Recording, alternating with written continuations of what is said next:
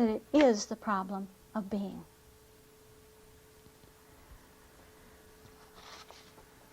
She says in the textbook, simply asking that we may love God will never make us love Him. But the longing to be holier, to be better and holier, expressed in daily watchfulness and in striving to assimilate more of the divine character. You know, I just love this sense of the character. Who on earth wants to be healed of their character? Do you ever hear that in the Christian Science Church? A testimony of being healed of one's character? But she says that that simply asking that we may love God will never make us love Him. But the longing to be better and holier, expressed in daily watchfulness and in striving to assimilate more of the divine character, you see, the divine nature, will mold and fashion us anew until we awake in His likeness. She says science is working changes in personal character as well as in the material universe. Isn't that hopeful?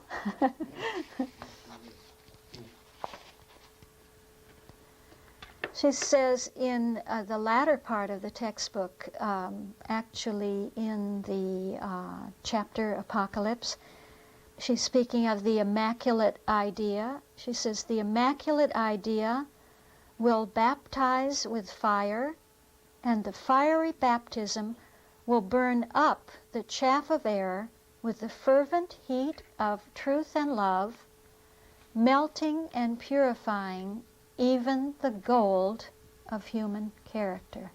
Yeah. So that even the best of the human has to be purified and is purified.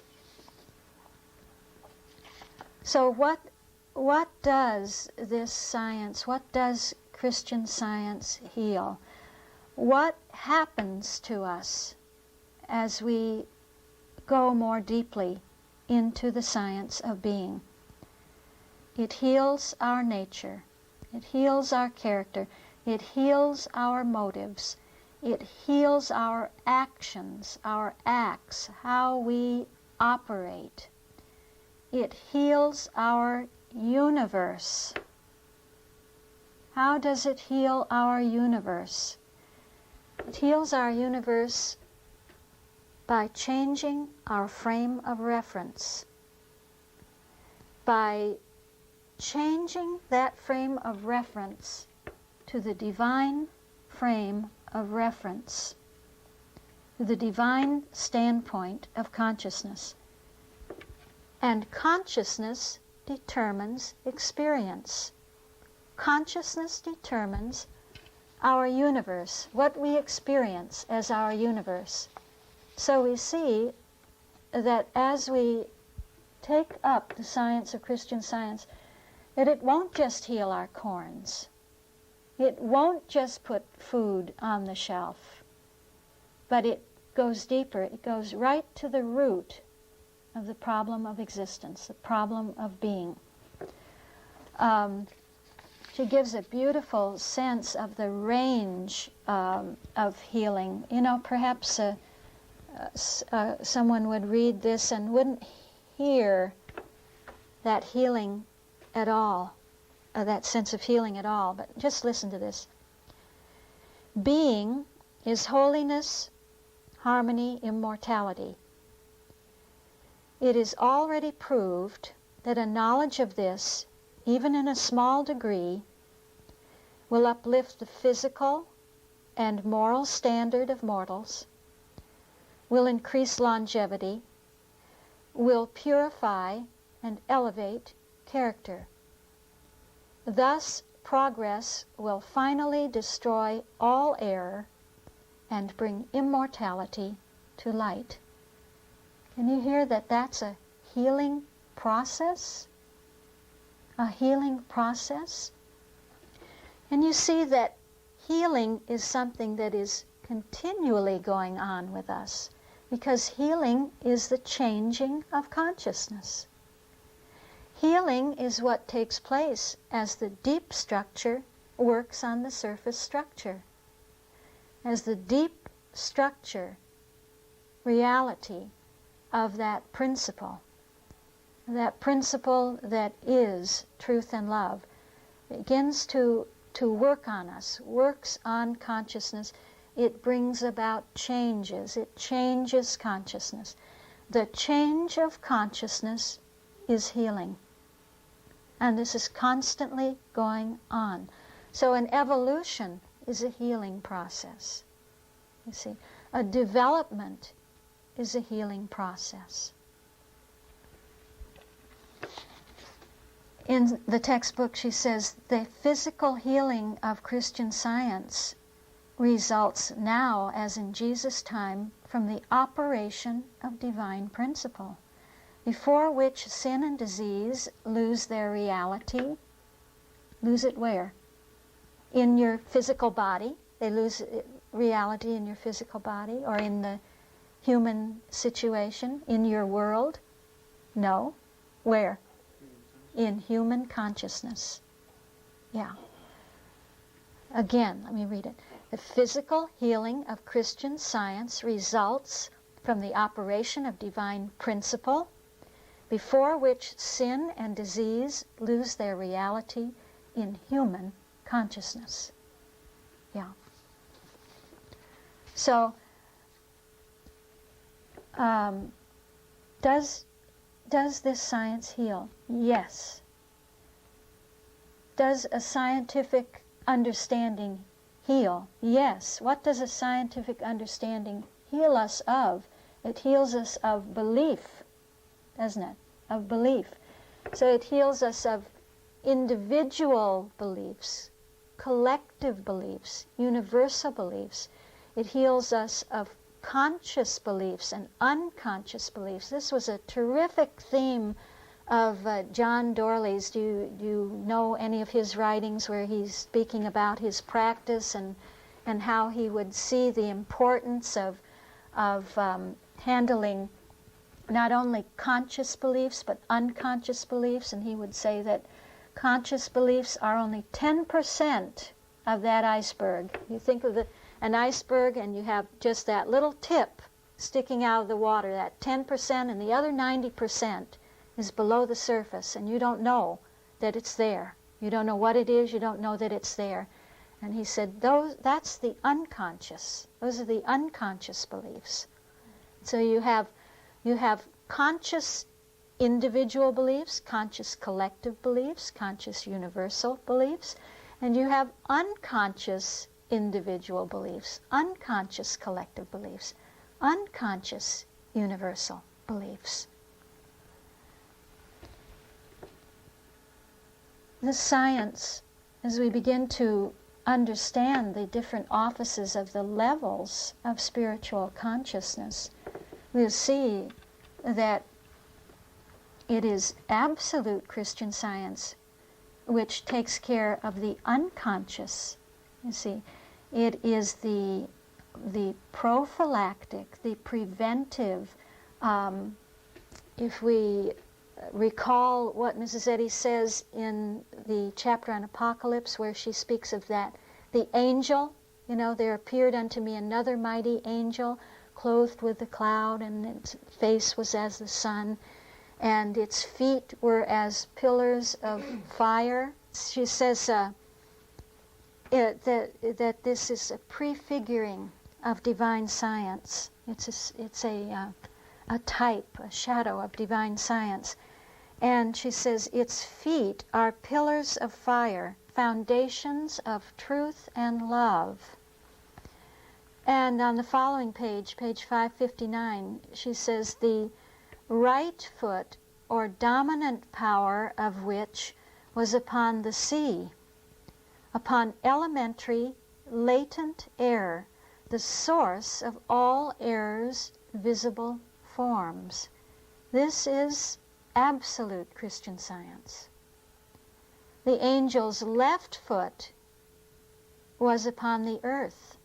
That is a secondary power was exercised upon visible error and audible sin. This is the level of Christian Science. So that you see the dominant power is with absolute Christian Science, where you have the handling of latent error, the handling of error before it appears. It never appears. It is taken care of preventively through the preventive art, the prophylactic art of absolute Christian Science. This is taking care of the other 90% of the iceberg, that 90% that we don't know what we suffer from. We don't know what the collective unconscious says about us, what our heredity says about us, what astrology says about us, what these great universal beliefs have depicted about us. And all of that is handled through the science that we find on the level of absolute Christian Science. So that as we gather and gain an understanding of the categories of being, our understanding of what Christian Science healing is begins to take on more and more differentiation, more and more distinctness, more and more definiteness.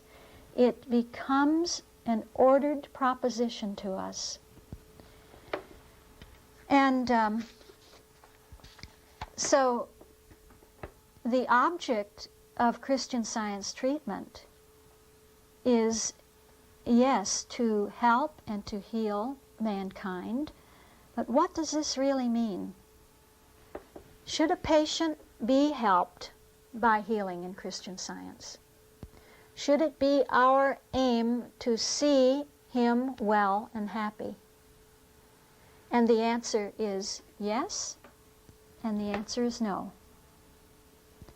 The answer is yes, if this healing is understood to be a proof of the divine purpose, a visible proof of the divine purpose. The answer is yes, if the positive human results are regarded as a sign following. Yeah. You know what I mean? As a sign following.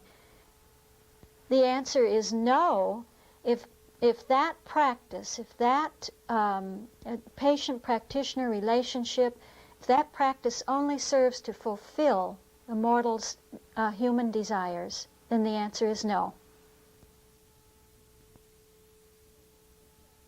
Can you see that the aim of Christian Science practice is not to make a mortal comfortable, is not to return the human to a previous standpoint, to an old standpoint, to make him comfortable again in an outworn standpoint.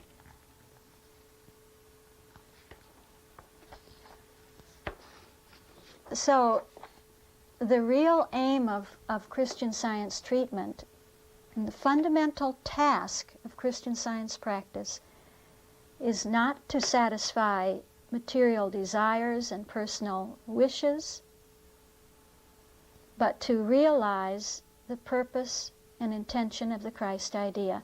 That's what's being worked out in a patient-practitioner relationship. Is a holy thing, because it is the mutual realizing of the purpose of the Christ idea, what the Christ idea intends, what the Christ idea is working out,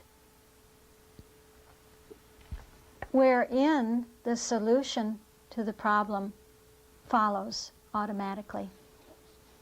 The answer to the problem follows automatically. It's not as though we are asked to accept something that is abstract and ethereal and perhaps theoretical to us, something that is at a higher level, another level than the level of Christian Science. But the fact is that the moment we accept the workings of the Christ idea, we get everything. We get everything at all levels. We get the healing. We get our freedom. And we get it as something that is nested in, embedded in a whole proposition of healing. The healing of the whole man, so to say.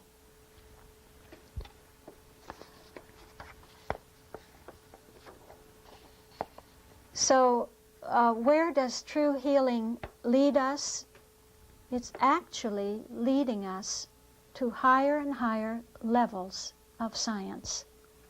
Christian Science leads us to the conscious atmosphere of absolute Christian Science and to divine science.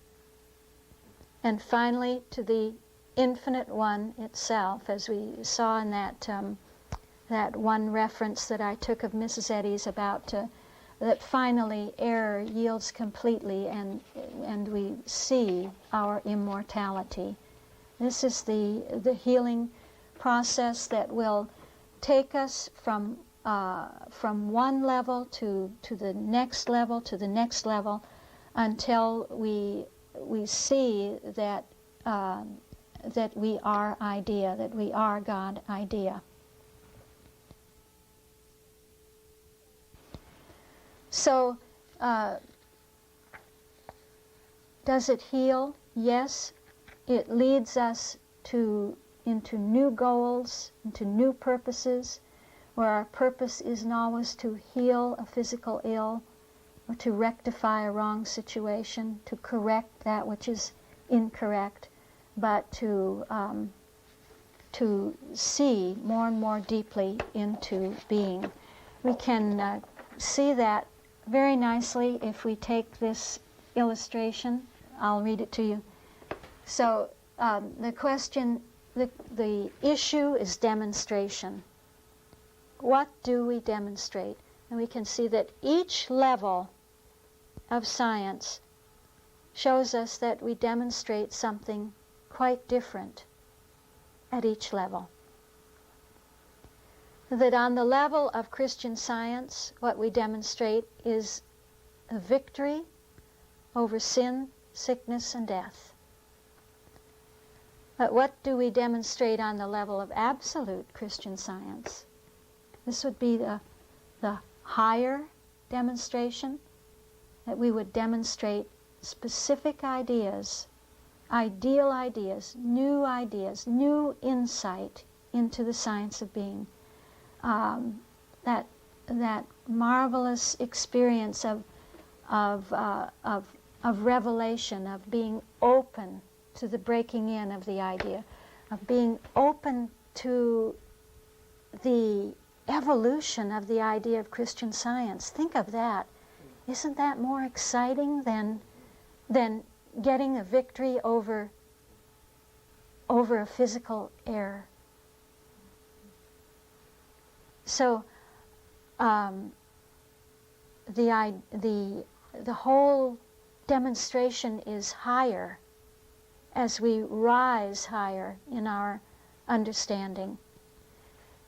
If we look at the level of divine science, we see that we don't even then demonstrate specific ideas or new views of being, but the whole divine ideal itself, the divine ideal, the ideal of that divine principle love, which is life, truth, and love. And finally, we see that on the level of science itself, that what we demonstrate is being itself. Well, it's too much to, it's just too much. I often think of that statement in The Science of Being, where she says that the vastness of science is a problem. The vastness of being is a problem for me every time I want to introduce this idea to someone, because the idea is so vast, and all I can do is to try to to lead your thought to the crux of the issue, to the fundamentals of the issue, therefore to the categories of being, to the system of the principle, and ask you to, well, as Mrs. Eddy says, bear the burden of discovery with me. And so we can remember why we came today, to see what the newly emerging form of the Christian Science Church is. I hope you can see with me that it is love's promise being fulfilled to bring everything to the deep structure, reality of that divine principle, the structure of truth and love, with all that proceeds from that principle.